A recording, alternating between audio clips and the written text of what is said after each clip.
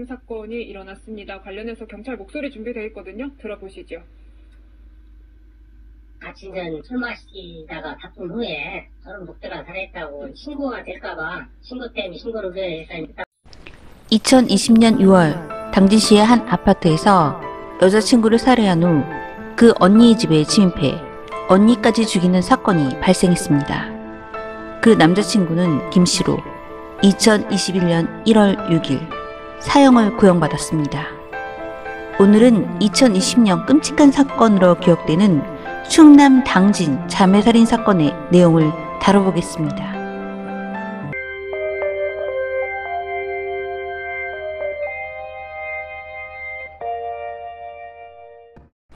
안녕하세요. 저는 미스터리한 사건과 사고를 전하는 콜드케이스 크리스비입니다.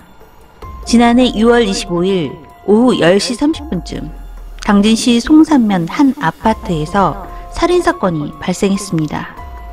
피의자 김씨는 현장에서 자신의 여자친구 B씨를 목졸라 살해했고 이후 같은 아파트에 사는 B씨의 언니 C씨 집에 숨어들었습니다. 그리고는 이튿날 새벽 퇴근하고 돌아오는 C씨를 살해한 것으로 알려졌습니다. 김씨는 언니의 차량과 명품 가방, 신용카드 등을 훔쳐 울산 지역으로 향했습니다. 그러던 중 음주운전으로 인한 교통사고를 내고 도주를 했고 이 과정에서 언니의 신용카드로 현금 580만원을 인출해 사용한 것으로 조사됐습니다. 신용카드 비밀번호는 살해 전 언니를 위협해 알아낸 것이었습니다. 차량 블랙박스 영상에는 김씨가 난폭하게 운전을 하다가 접촉사고를 내는 모습이 포착됐는데 차를 세운 그가 트렁크에서 언니의 명품 가방을 꺼내들고 사라지는 장면도 담겨 있었습니다. 피해자의 가족은 딸과 연락이 닿지 않습니다. 라고 경찰에 신고했고 경찰은 수사에 나서면서 현장에서 자매의 시신을 각각 발견했습니다. 김씨가 붙잡힌 건 사건 발생 일주일 만에 지난해 7월 2일이었습니다. 김씨는 조사에서 혐의 대부분을 시인했는데 여자친구 B씨와 다투다 살인을 저질렀으며 도주자금을 마련하고자 C씨 집을 찾았다고 진술했습니다. 다만 김씨는 술김에 C씨는 앞선 범행을 신고할까 두려워 우발적으로 저질렀다고 주장했습니다.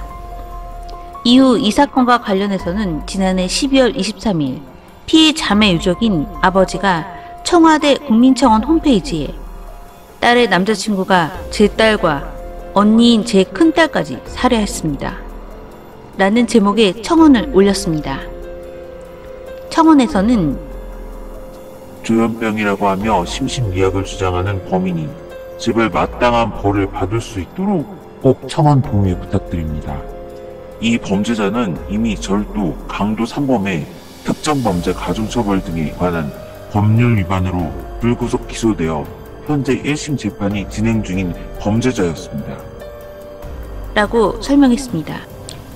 이어 그놈은 제 딸의 휴대전화로 가족과 지인에게 딸인 척 문자나 카톡 답장을 했고 범인에게 속아 두 딸의 시체는 한참이 지나서 발견됐습니다. 딸이 있는 분이라면 여자 형제가 있는 분이라면 그게 아니더라도 보는 일이라 생각해 주시고 제발 외면하지 말아 주십시오. 라며 문재인 대통령에게도 부디 또 다른 피해자가 발생하지 않도록 강력한 처벌을 받을 수 있도록 부탁드리겠습니다. 라고 호소했습니다. 사건 발생 2주 후인 피의자 김씨에 대한 선고 공판을 시작했고 2021년 1월 6일 대전지법 서산지원 심리로 열린 피의자 김씨에 대한 강도살인 등 혐의 결심 공판을 했습니다.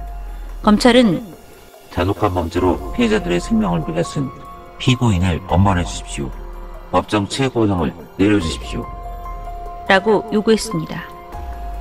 김씨에 대한 선고 공판은 2주 후인 20일에 열리지만 이 사형 선고가 무기징역 혹은 몇십 년으로 바뀔지 모르겠습니다.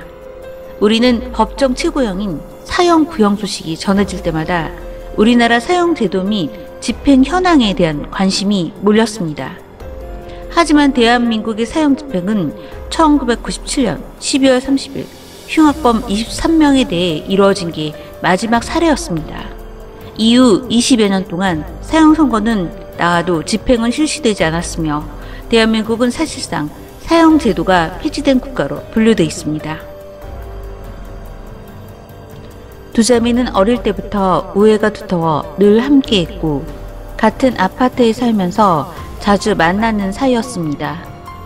둘은 미친 살인마에 의해 한날 한시에 죽게 될 것을 알았을까요? 아마도 그런 잔혹한 사건이 발생하리라고는 꿈에도 생각하지 않았을 겁니다.